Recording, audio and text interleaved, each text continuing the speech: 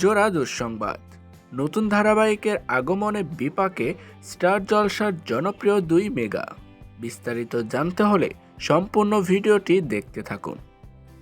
পরশুরাম ধারাবাহিকের পর আরও একটি নতুন ধারাবাহিক শুরু হওয়ার অপেক্ষায় রয়েছে স্টার জলসায়।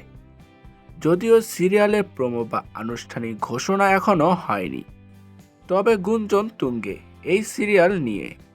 ক্রেজি আইডিয়াস প্রোডাকশন হাউস খুব শীঘ্রই নতুন সিরিয়াল আনতে চলেছে বলে খবর।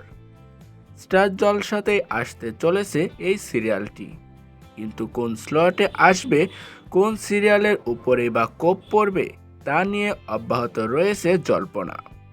রাত 8:30টার স্লটে আনা হতে পারে এই নতুন সিরিয়ালটিকে। ওই স্লটে এই মুহূর্তে সম্প্রচারিত হচ্ছে গৃহপ্রবেশ ধারাবাহিক। তবে গুঞ্জন বলছে, ক্রেজির নতুন সিরিয়াল আসলে সরতে হতে পারে গৃহপ্রবেশকে। রাত 10:30টায় দেওয়া হতে পারে আদ্রিত শুভলক্ষ্মীর মেগাকে।